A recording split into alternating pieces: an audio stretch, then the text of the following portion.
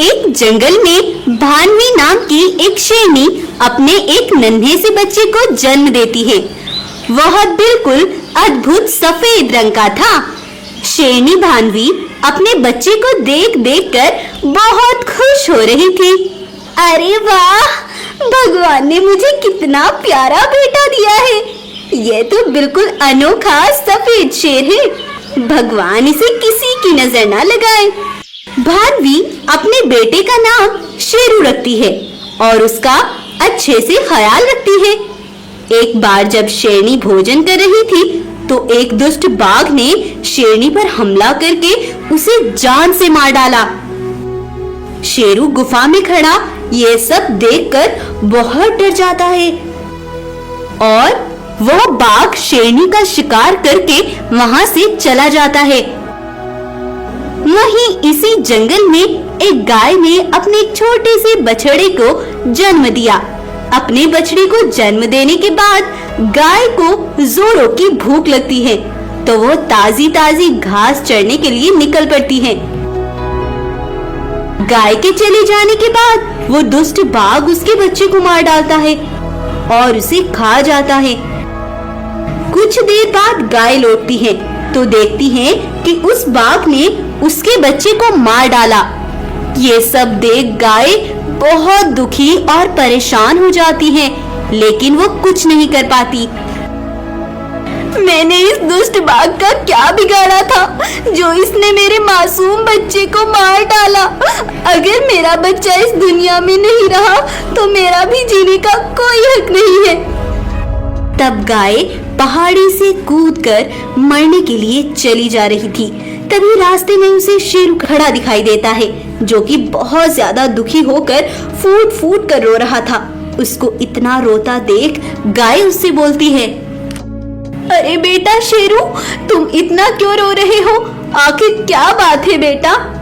गाय, एक दुष्ट बाघ ने मेरी माँ को मार डाला। अब मैं बिल्कुल अकेला हूँ। अब मैं किसके साथ रहूँगा? शेरू को ऐसे रोता देख गाय का दिल प्यार से भर आता है। मतलब बेटा, उस बाघ ने तुम्हारी माँ को भी मार डाला? कोई बात नहीं बेटा, आज से मैं एक माँ की तरह ही तुम्हारा ख्याल रखूंगी। आज से तुम मेरे बेटे हो। तब से गाय ही शेरू को अपना बेटा मानकर पालती है और शेरू भी गाय को ही अपनी माँ मानने लगा था।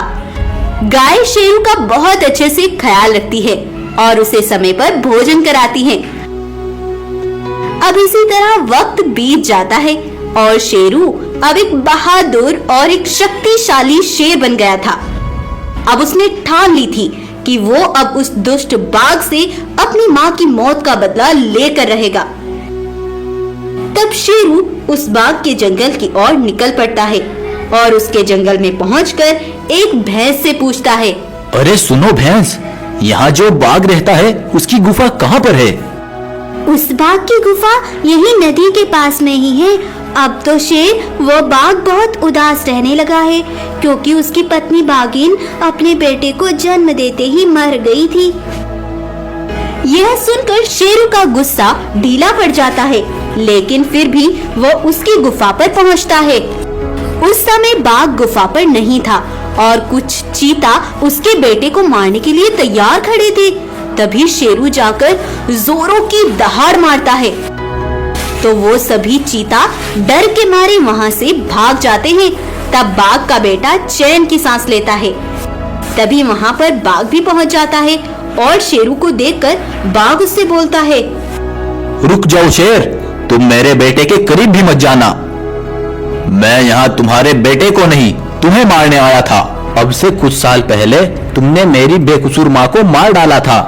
मैं यहाँ तुमसे अपनी माँ का बदला लेने आया था, लेकिन अगर मैंने तुम्हें मार डाला तो मेरी तरह तुम्हारा ये बेटा भी अनाथ हो जाएगा।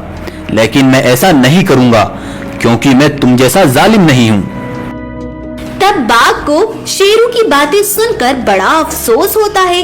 तब बाघ शेरू से बोलता है, मुझे माफ करना शेर, मैंने तुम्हारी माँ को मार डाला, लेकिन मैं अब बिल्कुल बदल गया हूँ। मैं अब कभी किसी पर जुल्म नहीं करता। अगर तुम एक अच्छे बाघ बन गए हो तो हर अच्छी आदत वाला जानवर मेरा दोस्त होता है। आज से तुम भी मेरे दोस्त हो बाघ। तब दोनों एक दूसरे को माफ करते हैं और खुशी खुशी रहने लगते हैं।